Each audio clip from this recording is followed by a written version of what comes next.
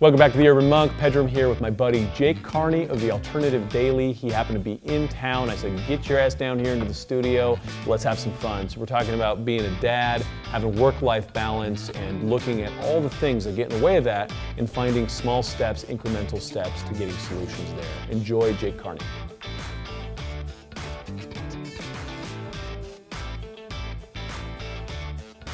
Do you give things away, you donate, Yeah, well, just the entire fabric of what we do is doing content that makes the world a better place. And so we're profitable and helping the world, and that's kind of like our conversation. So it's an interesting. So dude, you got a kid, a 4-year-old kid. You got into a new business. Yeah. How do you feel about the word kid, by the way? Are you cool with the word like kid? It, like Europeans look at me and be like, what the hell does that mean? Right. It's like a baby goat or something. I use it all the time. Yeah. I use stupid words all the time. Yeah. I just, I don't even try to censor myself because I'm just, No, I was actually against that word before we had kids. I was like, oh, that's so trashy, kid. And it's a child. And then I had one. I was like, it is a baby goat because it just eats and shits right there. It's exactly what they are. But yeah, she'll be 4 in July, and it's the best advice I ever gotten were 2 things. Right before I went in, because we actually had to have a C-section because it was really, really bad, tragic. Placenta previa, abrupta. It was just, I love the whole natural health movement. I run a natural health site stuff. There was no chance of us getting this child out without killing my wife. Totally. And so I'm actually all for conventional hospitals for that aspect of it. If you can do the natural, if you want to do that in a pool at your house, go for it. It's awesome. When the dolphins are clapping and that's right. And if you can do it, maybe I'll show up and film it. But for us, we had to go get cut open. And so my father-in-law, as we walked in, right before she's gonna get cut open, he was like, "I just want to tell you, your life is never gonna be the same." And I was like, "Oh my God, that's I don't want to hear that right now." Yeah. And then I also heard thanks, these Coach. 2 things. Yeah, thanks, Coach. Is that it gets harder and easier at the same time. Actually, I think they said it the other way. It gets easier and harder at the same time. And those 2 things are absolutely phenomenally true. My life changed. Yep. And then everything gets easier and harder. I don't have to worry about her holding up her head and vomiting everywhere. Right. But now, it's let's go leave the house. No, but I want to put my princess dress on. No, screaming, done. But we're late. Oh my God, yeah. Totally. Well, I always like to tell people we have, and I put this on ourselves, and I tell everybody this, is that we have a running 15-minute window of either being late or early, so deal with it. So, Totally. But yeah, it's kid standard time. Yeah. I don't even know what happens anymore. We just do this trip. Because you have 2 now, right? I got 2. When is 3rd? No. Third, no. I'm cutting my shit off for 3rd. We're done. We are done because I'm already I'll be 41. Right. And so I'm want to put a lot of love into these 2. I got a lot of stuff going on. Yes. And so it doesn't make sense for us.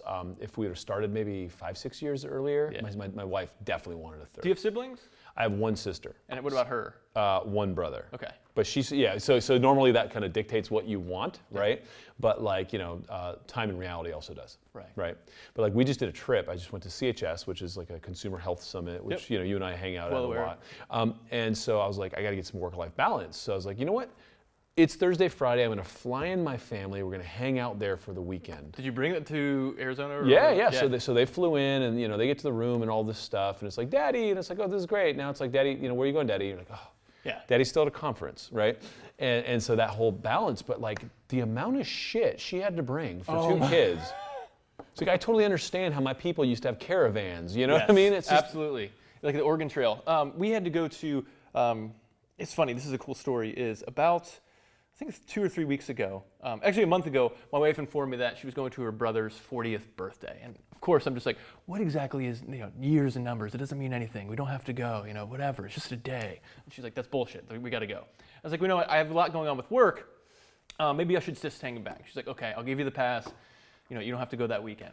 And so, and you can probably attest this, I was at home in my comfort zone, beautiful weather, supposed to be maybe a little surf. One of my favorite bands was going to play in a concert. And I had the whole, I had 5 days to myself. I mean, it's just it was like the heavens had opened up. It's supposed to be beautiful weather, complete freedom, something we never have as husbands and fathers. And she's completely cool with it. So I'm like, this is great. So I didn't even make any plans because I don't even want to have any plans. I just kind of want to roll. And the night before we go to leave, she had ordered a car seat to take. She had already had her massive bags packed. And she went to take a car seat. because she has to put it into like the rental car. So she wanted to buy her own to bring with her. And so I was trying to teach her how to like to plug it in and plug it out. And there was like, she was not budging this thing. She was like fighting an elephant. She could not just latch it in because I've done everything in terms of that. The car seat department. The car seat department is on me. Yeah. And so I actually had to like sit on it and like jam it on, and like her finger was in there, it pinched her finger, and she like rear back was about to punch me in the head. And then I fixed it, and I was like, you know what? The best thing is, so I gave her like a $20 bill. I was like, just give somebody $20 to put it in for you. So later that night, I go to bed, and I'm thinking, that's like when the guilt started to fill in. I was like, should I stay back or should I go? So and that night, my daughter starts singing, I'm leaving on a jet plane, don't know when I'll see you again. And when you hear your daughter say, I don't know when I'll see you again, yeah, it's like, so the next morning I go for my morning run, I wake up and I'm like, you know what? I'm coming. And so I got home from my run, and I told her, I was like, I'm coming. She's like, the first thing was, how much did you pay for those tickets? Because like we were leaving in like 4 hours. I was like, don't worry about it, I'm coming. And she loved it. And so it was like one of those things where there's definitely times in life where it's like I'm here. I came out here for a couple of days to get some stuff done. But that, like, I didn't need to be at home. It was the universe telling me I needed to go be with my family and have that time. So And here's the cool thing: and is you like better listen. And when you go into situations like that, and this is something I'm learning as a father too, is it's not like salvation. It's not like I'm going with him. It's gonna be the greatest time ever. No, she's gonna scream in the car because it's gonna suck. It's gonna suck. There's gonna be. I had my mother-in-law with me. I love her. She's great. But I'm still traveling with my mother-in-law.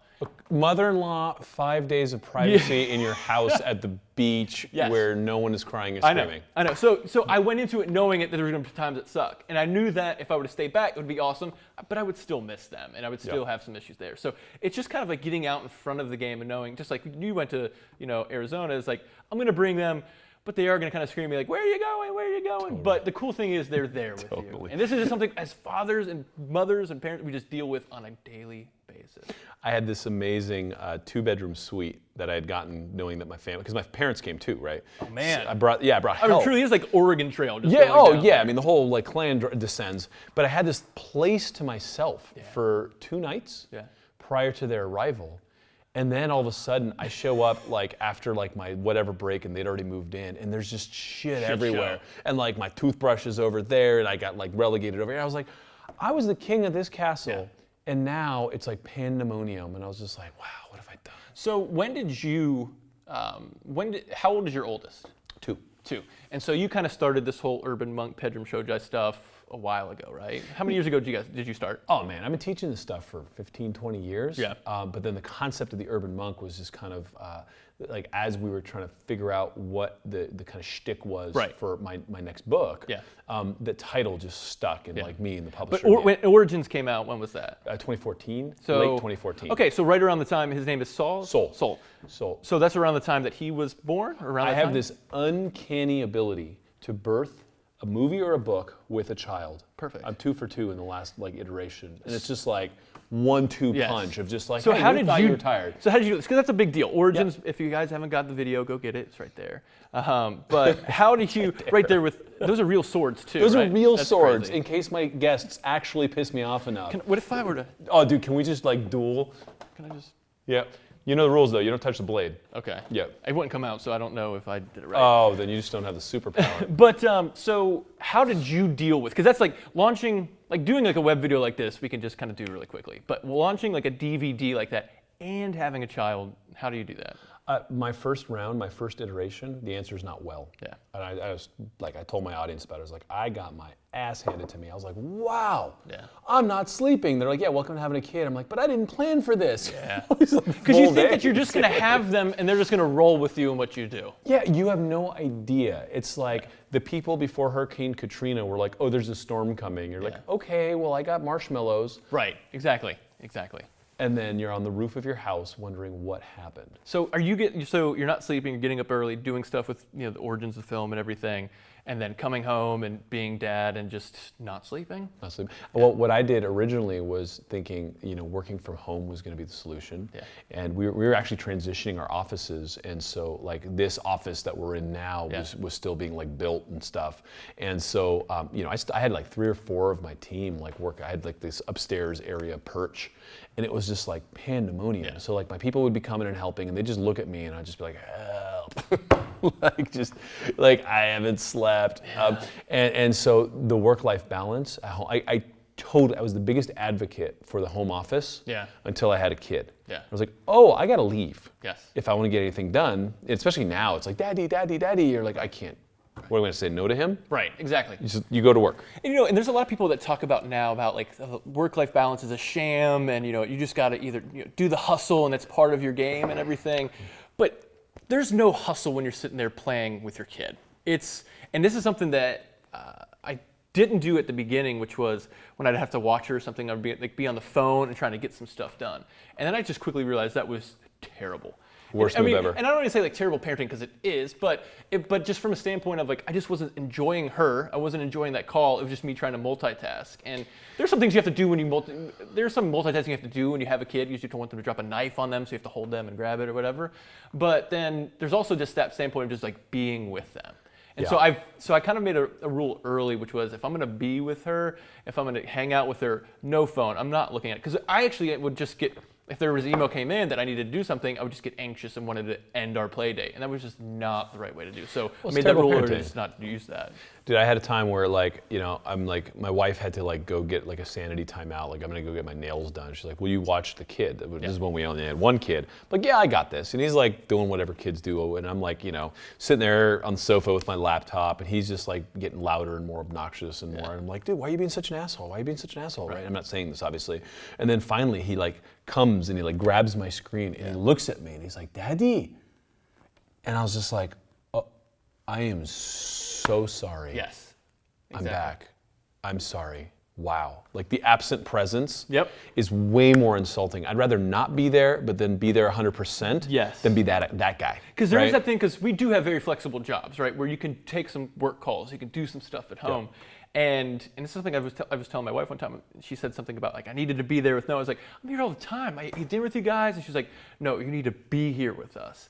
And that's like kind of the same thing. It was like, oh my God, you're right. And so I was telling you the story earlier, which was, I was on a sales call with somebody. So the Alternative Daily is this news organization now. It's a big news organization. So about 4 or 5 years ago, I was kind of in the early stages of building it. I was taking a sales call, and Noah's just born. And we have 2 dogs, 2 awesome dogs.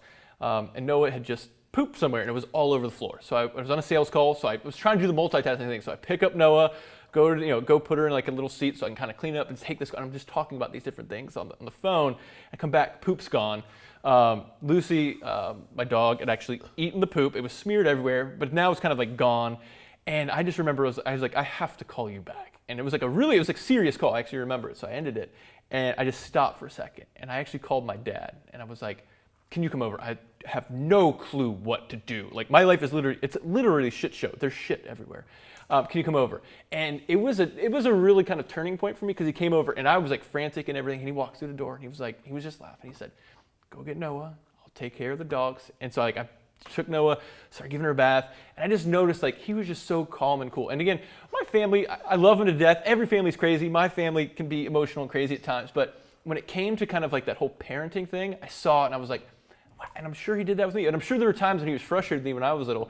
But I needed that he didn't have to say anything. It was just that calm presence of, we got this. Yeah. And I used to think like right prior to that call that having the child and having Noah was, and starting a business or doing projects, at first, I thought that was the worst timing ever. It's the worst timing. I should be building this. I should be traveling California, Toronto, New York, should be doing all this stuff. What have I done? What have I done? Oh my God. And then just as of recently, the past couple years, I realized it's perfect timing, because if not, it's kept me grounded. It's kept me not, because there's, in kind of this publishing space that we're in, you can get this massive ego. You can start building. Because as you start, people know your name and you're meeting really high level people, you can get this massive head. But it's just something about coming home and your wife saying, take out the trash, and you say, well, I was just on this call to, you know what, you're right, I have to take out the trash. But don't you know who I am? Yeah, don't you? Yeah. I just had this call with so-and-so, I just interviewed Ariane Huffington. Yeah, I'm big in Japan. I'm big in Japan.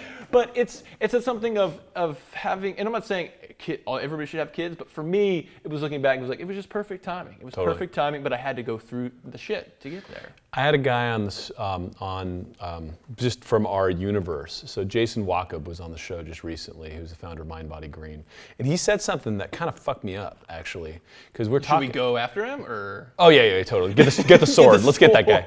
Right? No, he was just, in all honesty, and I really admire his candor on this. Was just like, I was doing this Wall Street thing and it fucking sucked, and the money I made in like my best month was the most miserable I ever was. Right. And so I quit. And so I started finding yoga and chakras and all this cool stuff, and like I found myself. Yeah. And then I started this blog called Mind Body Green. Yeah. And it started building, and I went from 7 days a week of yoga to 5 to 3 to 2 to none. Yeah. And now, and he says this on the show, he's like, and I'm just more stressed out now than I was at Wall Street. Yeah. And so I was like, I just talked to Ariana, who like was working so hard she fell over and broke her face, right?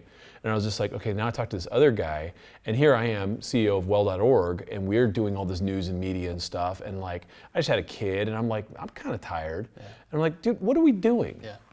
Right? What are we doing? I mean, you run Alternative Daily, and you found some work-life balance. I've been working pretty aggressively at saying no. Yeah. To actually be the change I want to be in the world. And it's just, you see all these health empires, and in the middle of them are rotting people. Yeah. And so this is, And we make excuses for ourselves too, of like, oh, we're helping other people when we really need to be helping ourselves out. Totally. And something I've actually learned too in the past couple of years that's really helped me has just been restraint, right? I could, and you do a lot of traveling, and it's something that you need to do, but I could do a lot of traveling and meet with these people and business meetings and stuff like that. But I've just started to really just enjoy just hanging out with my family. Totally. And something we get caught up in our mind is, I don't know if Jason and Ariana can agree with this, is you always think that if I'm not going to do this next meeting, if I'm not going to do this, somebody else will. And a lot of people are in kind of that hustle and grind game, and it's fine. I'm not wired for the hustle and grind game.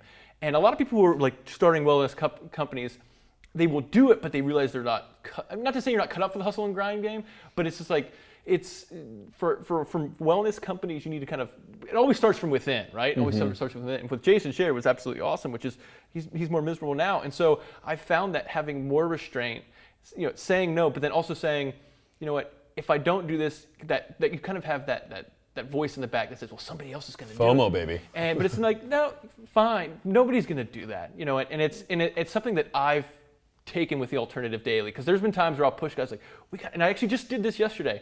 We're having a company retreat next week. There's like 3 or 4 main books we're about to launch and publish and do all these things. So I was like, I want these done before the retreat, because I want everybody to have like a good time during the retreat, but we need to push. If we have to go through the weekend, I get it, but this is what we need to do. And then I read some signs of what was going on in terms of internally, and I had a call with my main director, and I just noticed that things were off because everybody was working to it. And I said, you know what? Stop it. I'm sorry. Yeah. And he was like, what do you mean? I was like, we have these 4 things. I said, this is the number 1 priority, is getting this.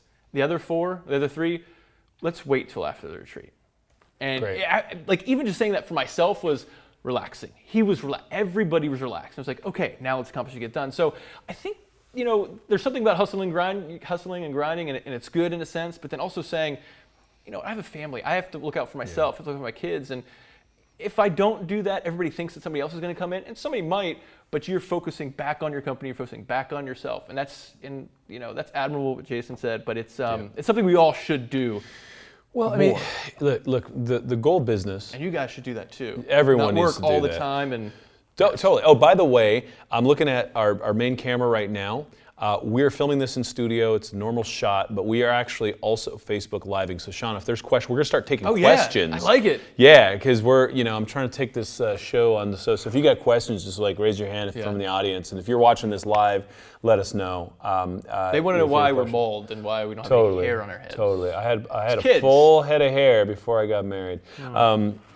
You know what? I actually think the reason I lost a lot of my hair was when I was a monk, I used to shave my head a lot, and then I owned a summer camp for kids, and I'd just be out in the sun for the entire summer, just getting pounded on the scalp. Yeah. And so I finally talked to like one of our guys who's been in the hair loss business. He's like, "Let me do your hair." I'm like, "I don't want it.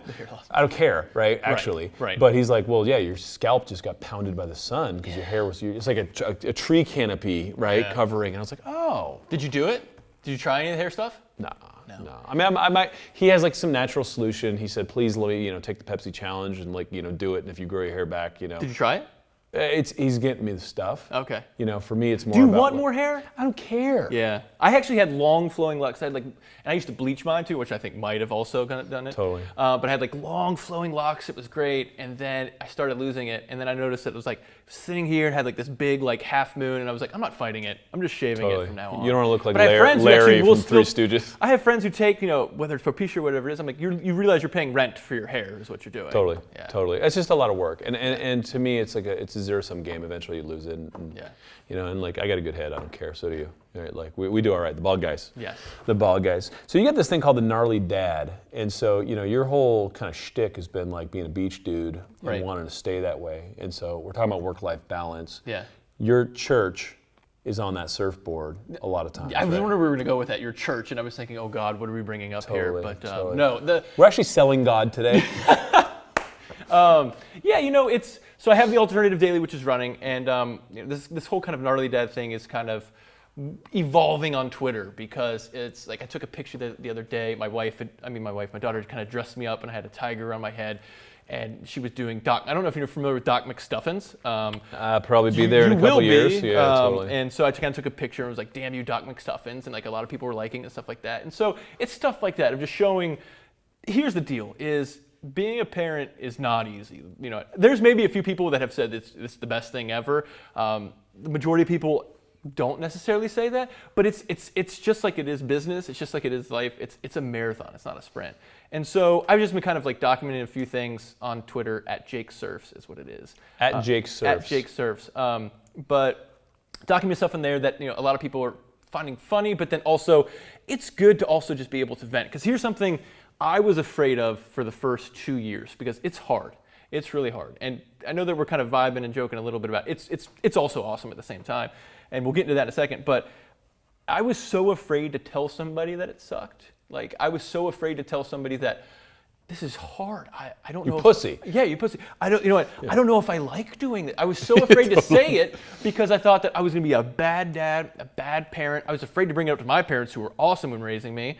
And I remember I was talking to one of our doctors at the Alternative Daily, Dr. Josh, and I kind of like, we weren't close friends at that time, so I felt like kind of safe where I could kind of say something. He's like, I get it. It's so hard. He's like, you're worried about this, and you're worried about punching a wall, and I'm like, yes. I was like, please. I've never been able to talk to anybody about that. Totally. And by doing that, it was kind of the same thing with the restraint of kind of telling my staff something. It was just like, not to say I'm going to go around destroying things, but there's all these hormones, even in dads, like all come up and emotions come up. And just being able to talk about it is therapy in itself. And so I found just being able to talk about it to people was so nice. And there were a few friends I did bring it up to, and like, God, you know what? She was screaming the other day and she pooped on the floor and I just wanted, throw something on the ground too. And they're like, oh my God, really? And I was like, okay, we shouldn't talk about this then.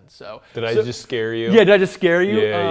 I think it's really just important, especially for whether it's new parents or whether it's any type of parents, just to talk about it because it helps so much. I think that there's a lot of that, right? Like it happens in church too. It's like, I'm like Mr. Goody guy and like I just do all good things and I'm like the perfect person in church or I'm the perfect person at work. And like I've never met the perfect person and I've hung with the Dalai Lama, you know what I mean? I'm sure his farts stink. Like it's it's one of these things where we all put so much energy into the facade of who we think we need to be. Right. We can't release as parents. Like, look, being a parent is a lot of work.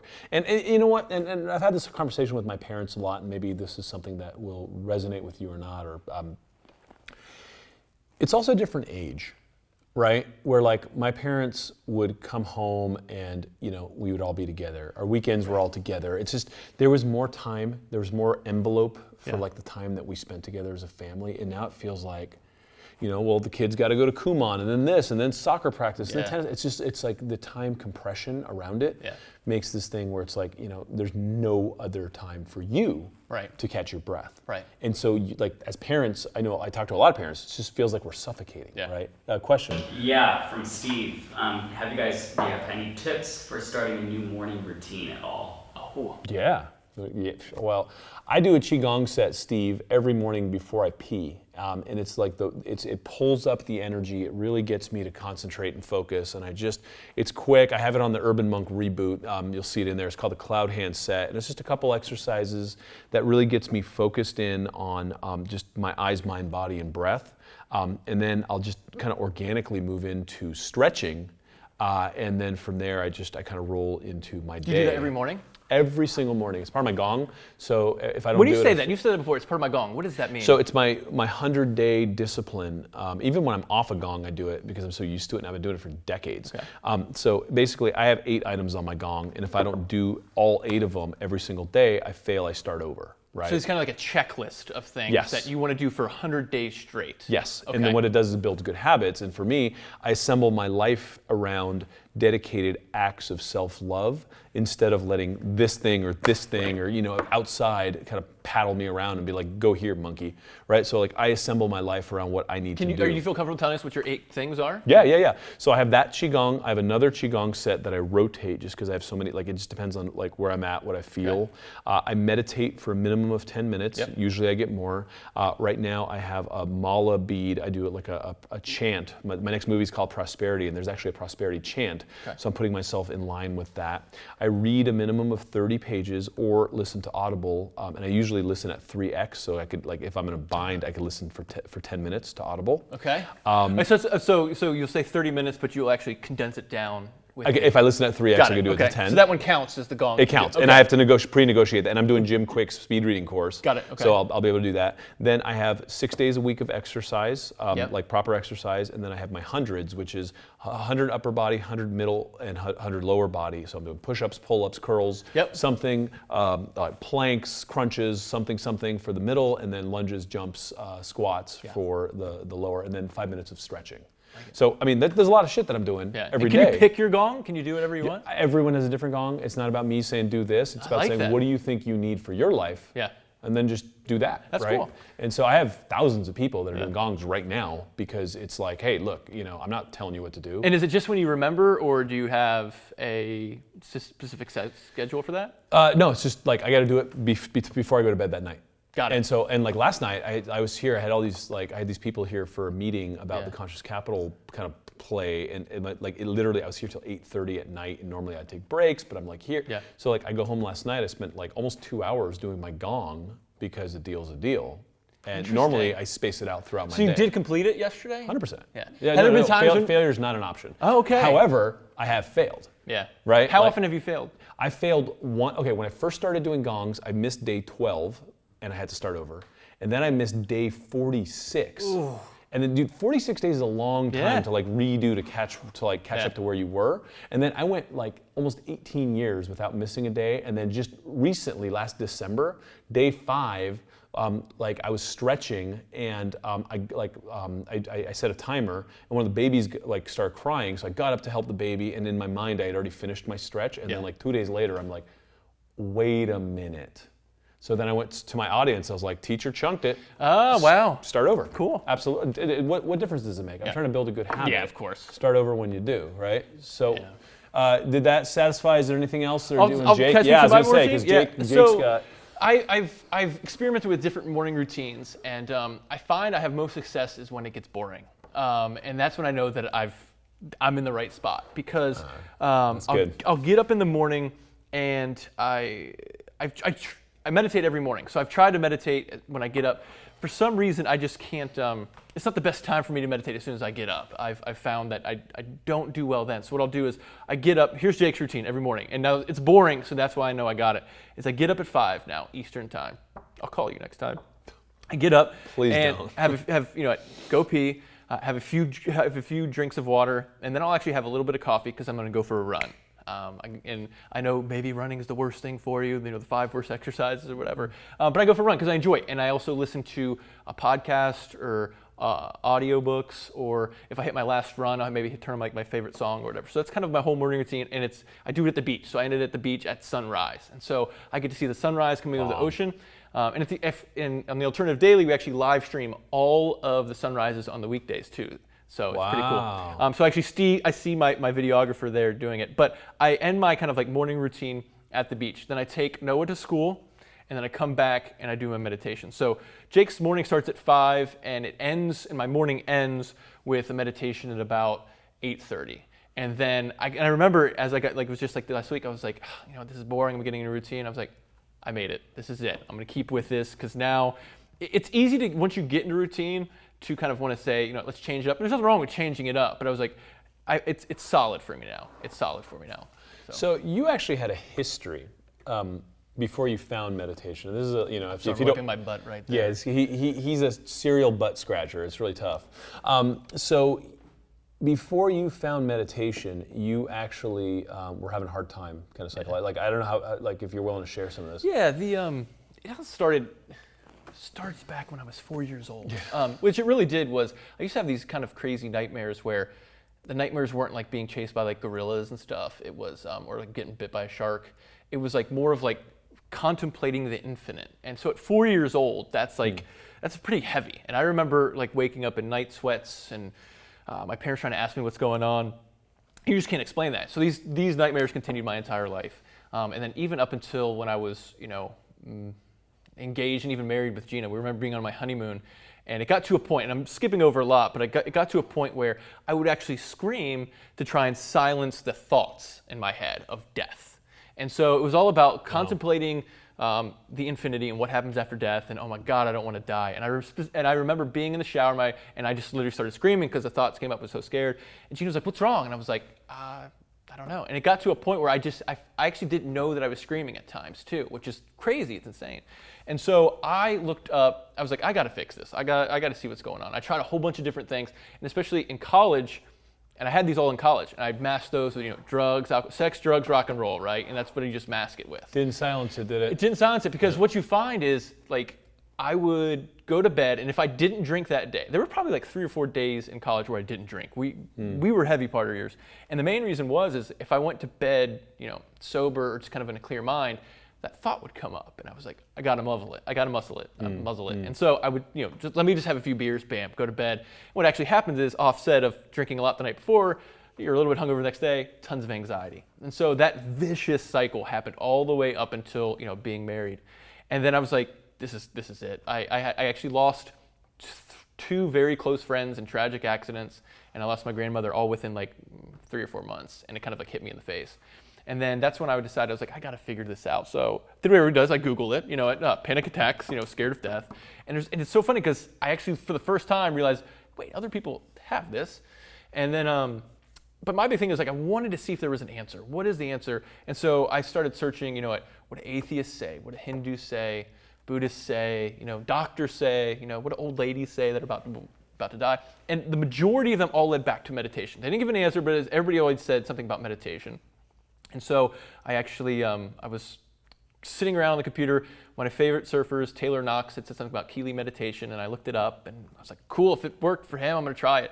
So then I started doing that and started meditating every day. And it was, I specifically remember the turn of my life was probably about 3 months into doing it. And I don't know if you remember when you first started meditating, but I've never meditated before. And so being 27 at the time, never meditating before, you sit down, it's like, I'm never going to calm this thing down. It's just like constant. But it's the only thing in my life I kept a discipline for, which is I did it every morning and every evening. And I did it every morning, every evening. Long? 5 to 10 minutes, not 30, not 45. No, for what I do, there's no mantras, there's no chanting, there's no concentration on breath. It's all getting inward. And so I did that, and I remember the specific time that it happened. I sat down, I have all my surfboards right here. I did my meditation, and for the first time, and you could probably you understand this, is you get that nothingness, that stillness, which you can kind of feel right now, which is really cool. And for the first time in my life, it was like all the thoughts of all that stuff just dissolved away. So you didn't have some sort of like, aha, I get it, this is what happens after I die. No. But the anxiety of it went away. Anxiety of it went away, and it was that feeling that I got when I was like 4 years old of like that feeling of like infinite stuff that I was trying to contemplate. I felt that, but it was no answer of like, this is the answer. It was like, it's like you kind of like, it's almost like a deeper thing that it could bring up more questions, but if on a deeper sense, it felt, okay, this is good. This is what I was afraid of, and I'm no longer afraid of that anymore. Panic attacks? Gone. Anxiety? Gone. I was depressed too. All of that gone. Bam. Drinking definitely slowed down too. Didn't need to do that much anymore. Well, there's no point. Yeah, if you don't have something to sedate, Right. then it's just lots And of so, hangovers. it's and that's kind of how we actually led into the alternative daily, which was I wanted to, if I could do that and help myself out by doing something completely natural. Because again, a lot of people were saying, take drugs, do this, do that. Sure. And, sure, some people need to do whatever they need to do, but I just knew that wasn't necessarily going to fix it. It was just going to mask it for me. And so I did the inner work to actually that really just changed my entire life. Fantastic. Yeah. I love that. That's, to me, that's the quintessential kind of meditation story, which is, A, the shit worked, and B, it was, the discipline that got it to work. Most people will be like, I tried meditating, I took 2 pills, and, doctor, give me something stronger. Yeah. And so how long before you had that kind of epiphany, that event? Yeah, and because it's funny, because I talk to a lot of people now, because a lot of people have heard my story, and they'll say, I sat down and my mind was racing. I was like, yeah, that's going to happen. For me, I've been meditating my whole life, that still happens. For me, yeah, and it still happens to me now. But for me to kind of have that first, that first feeling, that first experience, for me personally, it took about 3 months. But I did it every day, and because I will tell you, I started to notice thoughts slowing down. I started to notice as I was doing it, I was calming down as a person. So I was getting benefits earlier, but to have that experience, it came within 3 months. Yeah. And just to be clear, not everyone has that kind of like. Correct, 100%. Yep. That's just for you. That's how it came. For me, and that's what I tell everybody. It's like it's your own journey, right? I'm just telling you a story of how it worked for me, but you're on your own journey, and it's good. And however it happens for you, you just got. The big thing is doing the work, because I get questions about this on the site of like, when did it happen and this, and like, I'm so excited about, trying this out. And I was like, you have to do the work, because you're not going to fix yourself by not doing the work. Yeah. But see, that to me, okay, so you run a news media health organization, a big one and a very nice, prominent one. Thank you. Yeah, and you guys do great work. I'm a big fan, Thank you. And so our enemy is clickbait. Our enemy is the tabloids. When I was doing my book launch, and I was, running around talking to all these media people, they're like, give me the 3 things that are going to give me the boner of a lifetime. And you're like, what? That's not, that's not even interesting. Like, stop. That's not what I want to share with the world. We're like, well, that's what they want to hear. And so there's that tendency to really want to help people kind of cut corners. And what you're speaking to right now, the literal translation of that is kung fu, hard work, right? Yeah. And so you put in the work and you had lifelong benefits, and now you have an awesome life, and then you get to live a balanced life with it. But it took 3 months of sitting on your ass and doing it. Yeah, and it's funny that you brought that up, because when we first started, and I'll be honest, we were very clickbaity when we first started. I had to make a splash on the scene. I remember people saying, you wrote an article about 5 foods that give you cancer. What are you doing that for? And I was like, you know what? Because that's what people click on. That's what people click on. And then, like, after a year of that, I took a step back and I was like, it doesn't feel right? I was able to make the transformation for myself by doing the right thing. But my business is still in the old model. Let's fucking change this thing up, right? And just kind of go in there, just lift up the tables and throw them away, right? And so we kind of changed the quality of it to not clickbaity, of like, what can you get out of this thing? And I'm not trying to scam you into this article at all. Totally.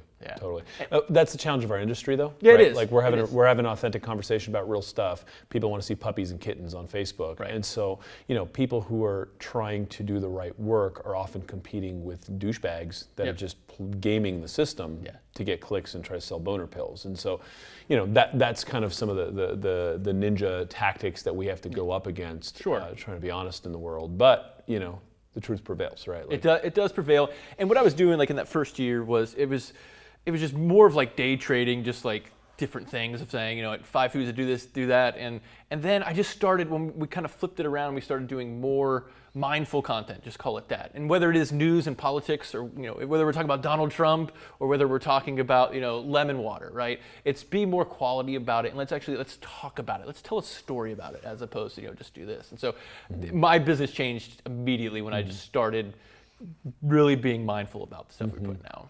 Yeah, and that to me is a kind of a mark of the new economy. It's a mark of like, just how we can live work-life balance. Just to kind of come back to Jason of Mind Body Green, he's actually going to be in my next movie, and he's going to admit to this and kind of make some changes as we go. Yeah.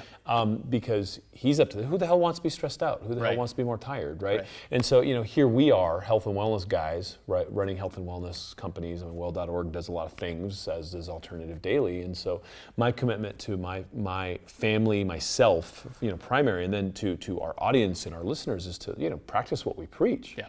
Right? And so, how do we do that and yet produce a ton of content? How do we do that and like scale it? And so, this is, in some senses, it's Wild Wild West, right? Like we're trying to find a new kind of conscious business model where work-life balance is there and authenticity is there. Yes. Right? Absolutely. You're not coked up sitting here. Exactly. You're just a naturally energetic dude. I mean, sure, we could have a cup of tea here and there, but like you're healthy. Yes. And that's the kind of fundamental like backbone of what builds your business. It is, and it's something, and we do news and we do health and stuff, but I also want to be careful too, because I've seen a lot of this too, which is for the unhealthy folks, this is going to sound weird.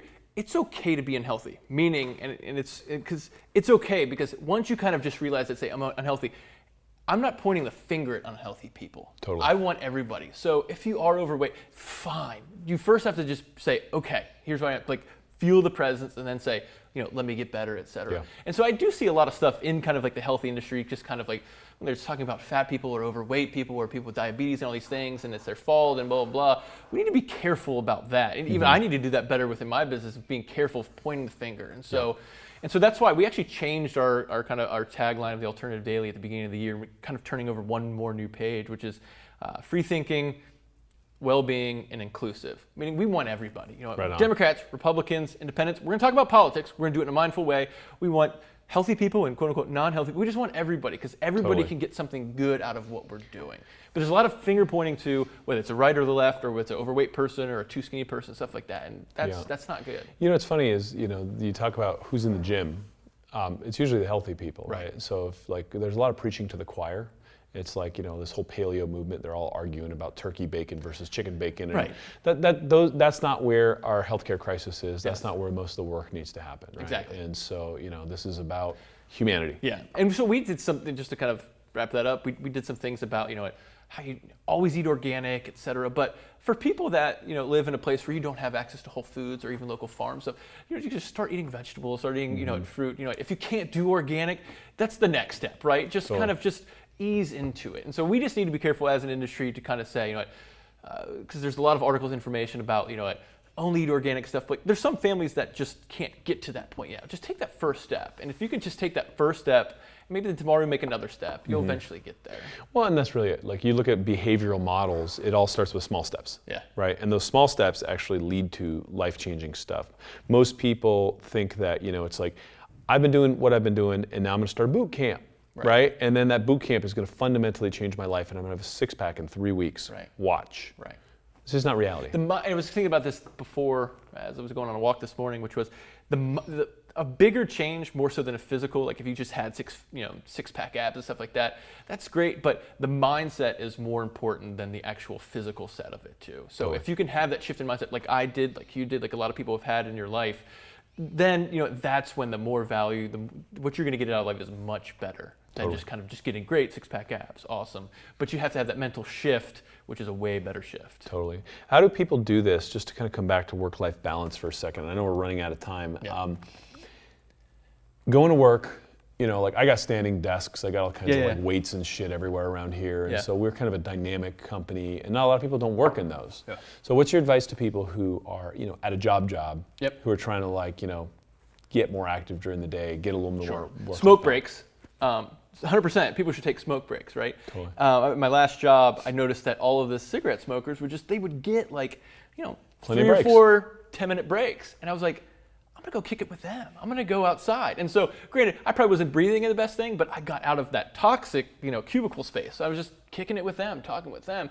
I was like, I like this. I'm gonna start taking smoke breaks. And so I wasn't smoking, but I was like, I'm gonna go outside with them. And that was the first thing I did. But then you gotta think, as we go back to even the parenting thing, long-term, marathon, like where do you want to, and I'm all about living in the present moment, but you also be responsible about it. Where do you want to be in 30, 40 years, right? Do you still want to be in that same cubicle? No, okay. Well, what can you do to build, whether it's your dream job or whether it's your dream career or the dream girl or whatever, and start making little daily changes each day to get towards that goal.